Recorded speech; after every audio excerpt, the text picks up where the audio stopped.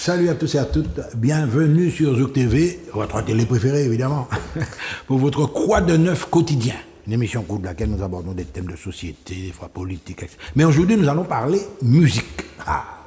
Et j'ai à mes côtés M. Gustave Francis, que l'on ne présente plus. Bonjour Gustave, comment vas-tu en créole en français comme tu veux? Bonjour, tu me ça va aller, ça va aller. Pas de problème. Et à côté de Gustave, il y a Madame Lucille Tali. Madame Tali, bonjour, bonsoir. Bonjour, Monsieur Timon. Oui. Ça va bien, merci. Alors, Gustave Francis, évidemment, quand on évoque le nom Francis, on parle de danseurs, de comédiens oui, également. Donc, la musique joue une part importante. Et nous allons parler donc de ce fameux festival international de la clarinette et des arts. La deuxième édition. Alors, Gustave, c'est une deuxième édition, donc c'est quelque chose d'assez récent quand même. Oui. Quelle idée, quelle inspiration vous avez eue pour mettre... Alors, les élèves et moi, qui veut dire l'association QV Bois d'Ébène, répétant tous les samedis après-midi à la ferme Périne, nous avons décidé de mettre en place ce festival international de la clarinette et des arts. Et on a choisi le mois de novembre, puisque c'est un mois... Après la Toussaint, c'est chant de Noël, c'est la fête jusqu'au mois de décembre et le carnaval. Voilà, on va décomposer un festival de la clarinette et des arts. D'abord festival, parce que ce sera pluriel, il y aura des musiciens de Martinique, des musiciens de Guyane. Qui viendront pour le festival. Pourquoi pas des Guadeloupéens? Alors pour l'instant, on peut inviter toutes sortes de personnes, mais c'est dû aux finances.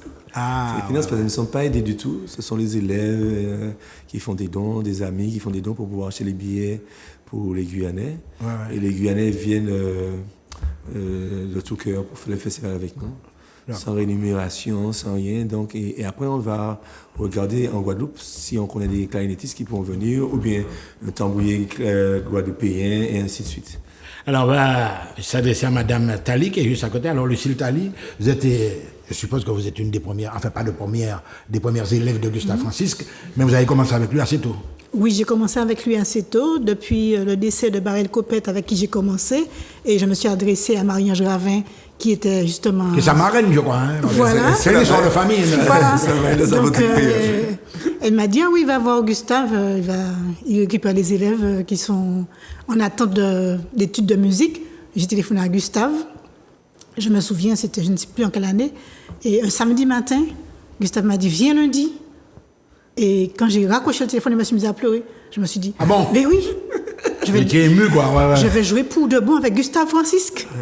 Pour de bon? Pour de bon. Ah là là, voilà. Là, c'est un honneur pour vous. Ah, très. Enfin, moi, je connais son papa. Moi, c'est comme un papa et un papa. Moi, non. Alors, justement, on va justement retourner vers Gustave. Alors, la méthode en elle-même. J'écoutais une interview de toi à la radio. Il y a quelqu'un qui a dit qu'il aime jouer, une personne, peut-être un de tes élèves. Il semblerait que tu as une méthode assez spéciale pour l'apprentissage. Oui, pour l'apprentissage. Alors, la méthode que j'utilise, on te propose toutes sortes de bouquins, les bouquins de théorie, mais moi, je pratique directement sur les œuvres du pays. C'est-à-dire, tu ne sais pas encore souffler, on va prendre Adieu Foulard, des blanches pointées, et on apprend Adieu Foulard avec que la main gauche. Et en une semaine, 2 semaines, tu donnes déjà Adieu Foulard, le son de la clarinette. Ça se travaille pendant l'apprentissage. C'est vraiment de l'apprentissage, c'est-à-dire que c'est progressif. Tu prends morceau par morceau. La technique même de l'instrument, tu travailles sur chaque morceau. Chaque morceau, une technique. Une technique différente. Position des mains, etc. Voilà, je choisis la tonalité pour t'apprendre les autres clés de l'instrument, mais en progression. Alors justement, Madame Tali, qui est là, qui a travaillé avec Barel Copette, alors justement, on ne va pas faire une compétition, de toute façon, Barel est tout le monde. Et Gustave, c'est un admirateur de Barel. Qu'est-ce qui était plus difficile, en gros? C'est la technique de Gustave.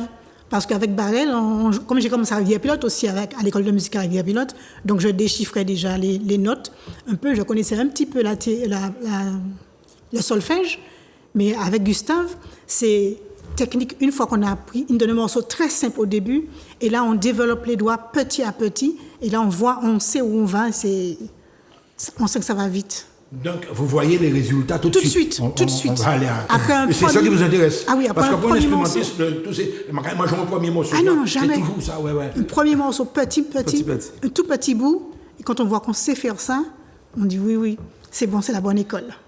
Alors, justement, Gustave jouait un morceau. je veux jouer, c'est pas moi, c'est pas Adieu Foula, toi, est-ce que tu as des parties différentes? Parce que j'ai vu que tu harmonises même lorsque vous jouez en groupe. Oui. C'est un autre travail, là. Explique-nous ça. Oui, alors tu as ceux qui ont déjà 5 ans, 6 ans d'instrument, et ceux qui débutent. C'est que ceux qui débutent ne pourront pas encore jouer la mélodie à la vitesse que celui qui a 3 ans, 4 ans. Donc à ce moment-là, je le fais faire comme s'il fait du piano. Comme si tu... On travaille sur les accords, ouais.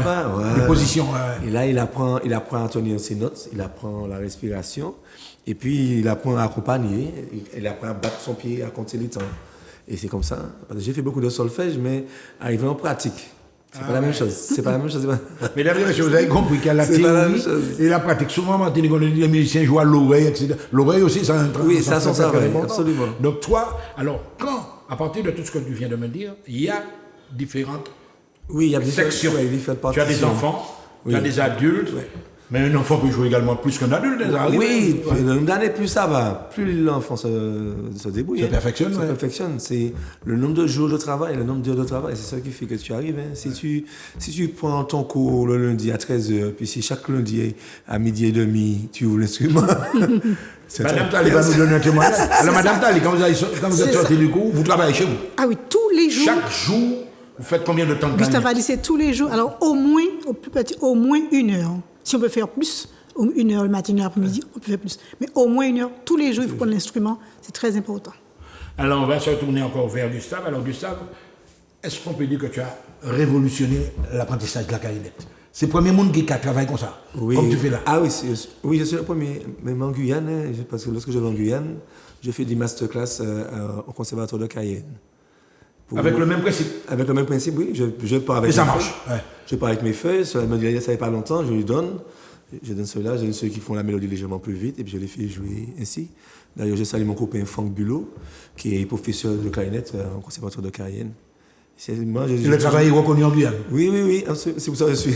Dès qu'on parle de clarinette, traditionnelle, je suis toujours invité en Guyane pour cela, lors des concerts aussi. Bon, voilà, mesdames et messieurs, ladies and gentlemen, travaux pratiques. Prenez vos clarinettes. Madame Tali, monsieur Francis, tu vas nous faire une première interprétation, une première petite séquence, on va appeler ça des séquences. Séquence, c'est quoi? On peut jouer à deux. Ensemble. Faites les deux d'abord, oui. Ok. Allez, en position. Manuela, on y va.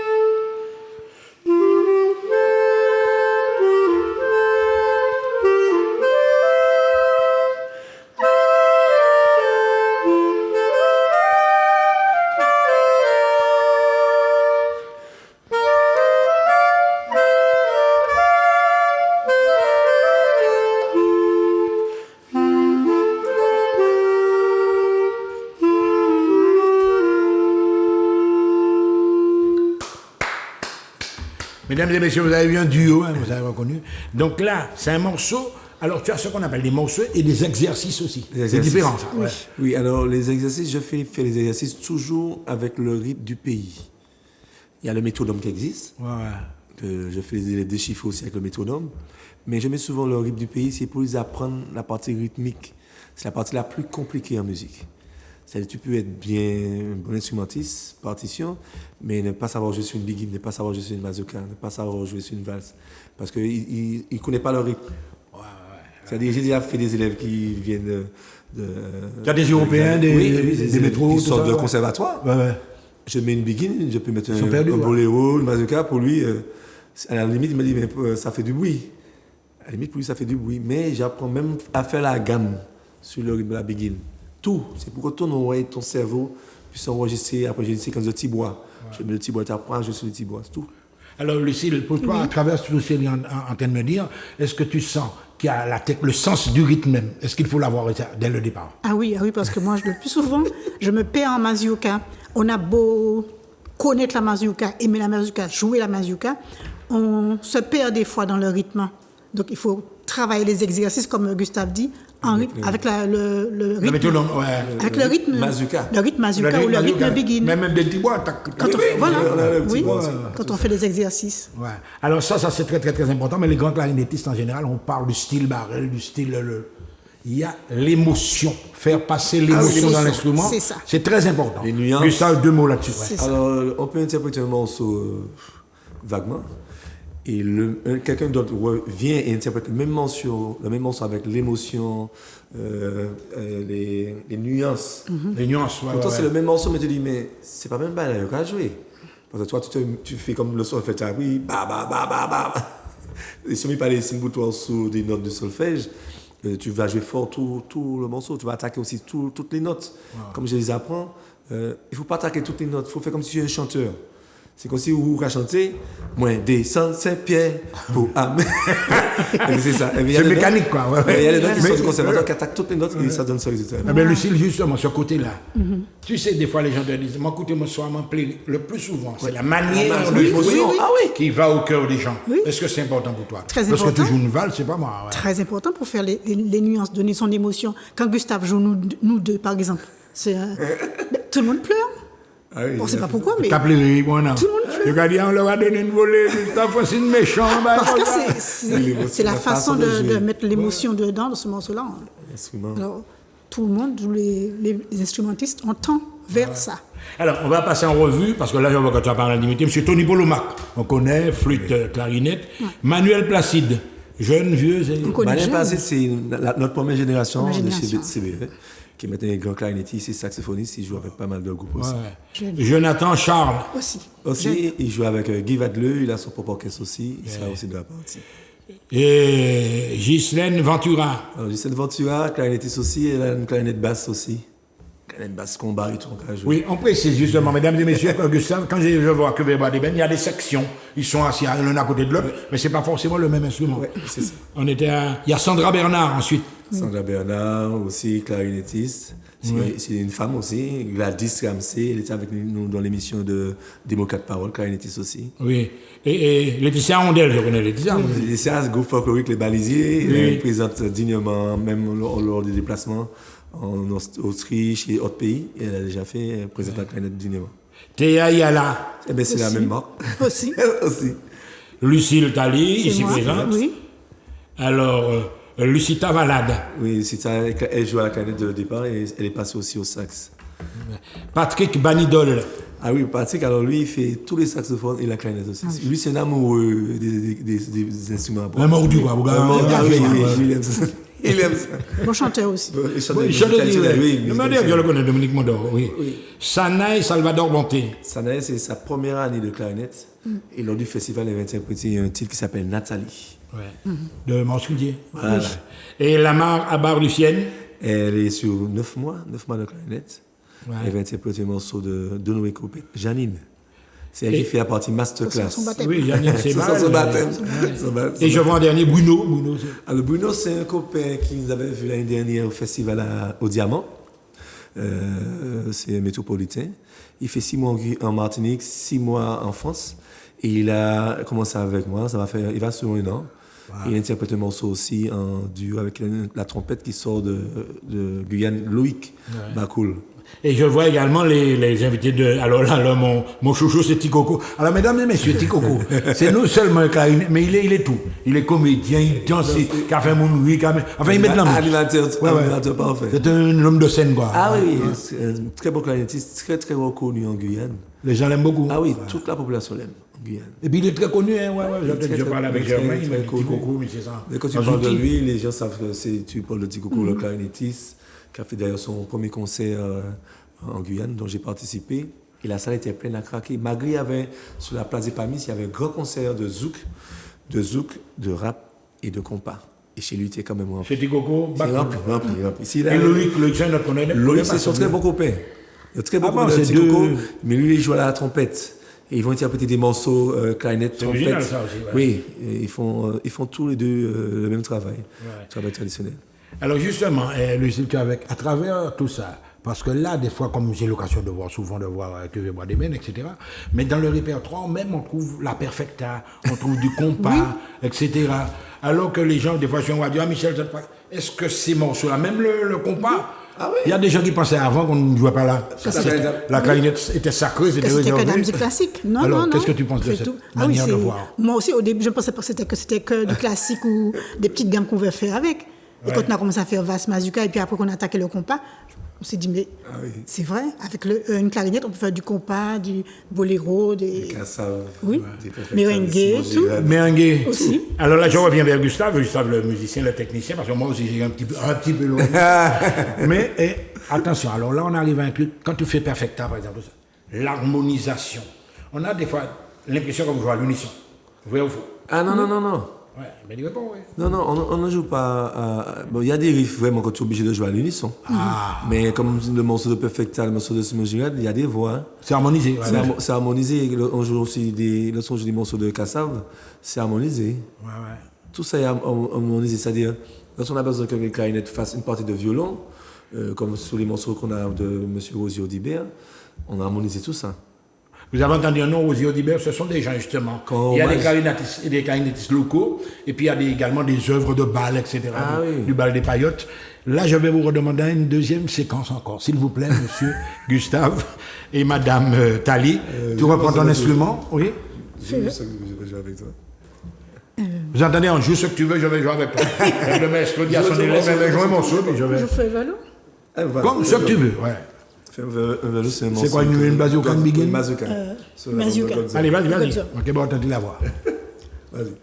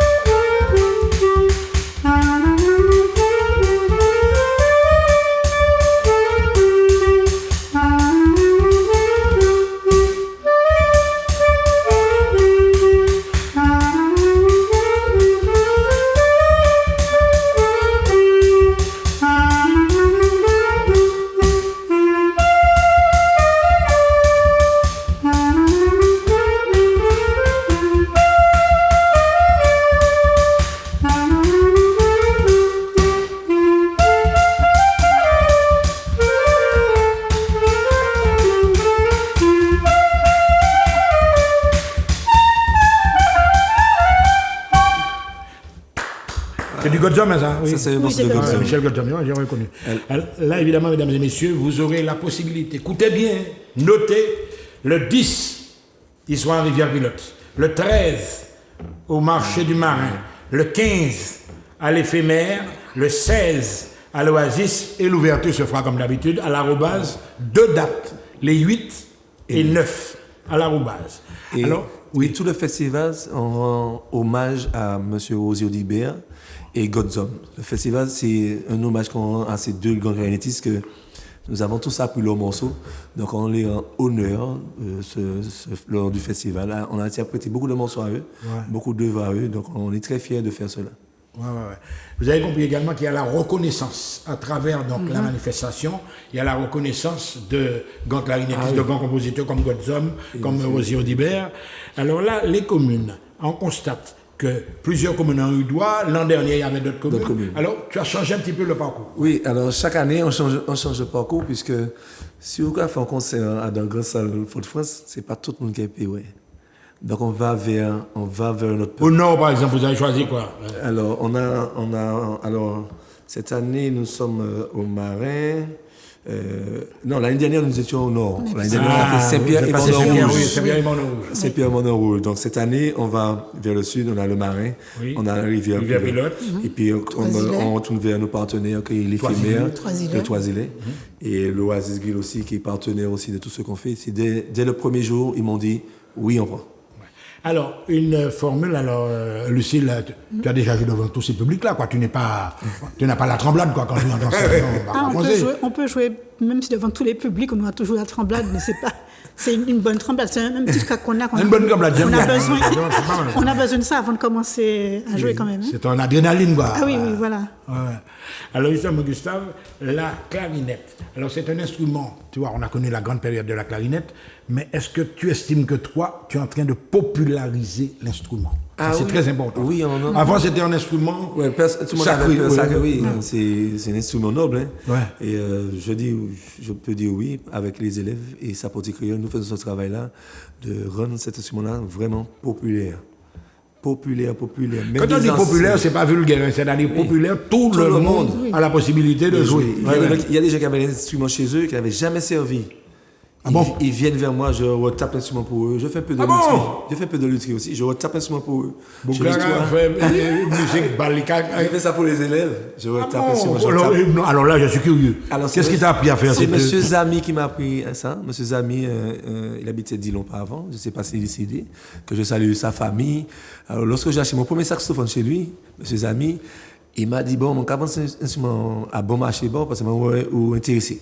Mais moi, quand on a jamais passé ça, quand on va pas vite, et puis tout châté. C'est très fragile comme instrument. Comme fait le samedi après, en sortant du CIRMAC, M. Gasset, qui était mon premier professeur de sax, je vais chez lui à Dillon à pied. Je frappe à sa porte, je dis, tu sais que l'instrument ne marche pas, c'est tombé. Il dit, mais qui ça m'a dit de vous? Et je vais aller encore plus loin avec Lucille. Alors là, j'ai vu Diane faire ça des fois, Gustave peut dire, est-ce que même la clim, le foie, peut désaccorder l'instrument? C'est ça, on a des chaussettes. On a acheté des chaussettes chauffantes. Oui. Et on met l'instrument, on met sur le stand et puis on met la chaussette dessus. Alors vous entendez Emmanuel Jordan, il faut avoir des chaussettes chauffantes. Oui, et j'irai plus loin sur ce que Gustave a dit. Non seulement il doit taper nos instruments, il répare tout, mais il nous fait venir un atelier pour démonter l'instrument. Et toutes les clés, tout est sur la table. Là, on va se prendre de jouer. Oui, ça fait partie de la formation. Tous les instruments. Imagine-toi, tu pars dans un pays étranger. Et tu portes ta clarinette. Il n'y a pas un luthier de le pays. Ou bien ça, hein? Comme en Guyane, des fois, je pas des instruments pour mes amis guyanais. Tu ne sais pas mettre le liège, tu sais pas. Non, il faut apprendre à faire ça. Wow. Tu as un tampon qui est sorti là, au moins tu sais démonter la clé pour mettre ton tampon pour te dépanner. Voilà, mesdames et messieurs, nous arrivons dans la dernière ligne. Vous avez compris que c'est indispensable, il ne faut pas rater ça. Donc, ouverture les 8 et 9 à l'Arrobase. Le 10, on est arrivé à Pilote, le 13 au marché du Marin, le 15 à l'éphémère, le 16 à l'Oasis. Donc, est-ce qu'il y a, par exemple, des réservations, bien les gens viennent... Oui, alors, il y a un numéro de téléphone. Il y a un numéro de téléphone. On peut appeler directement l'Arrobase, puisque le numéro de téléphone de l'Arrobase, vous le trouvez partout sur le net et ailleurs. L'Oasis Grill, je vais laisser mon numéro, comme ça je ferai les réservations directement pour vous, ainsi que l'éphémère et d'autres informations. Alors, on précise le numéro quand même, 0696 50 58 86. Voilà. Il y a toujours quelqu'un qui vous répondra, sans problème. Vous avez compris qu'on est parti, on est bien parti. Attention en position pour le grand festival de la clarinette et des arts. Deuxième édition. À très bientôt sur Zoc TV.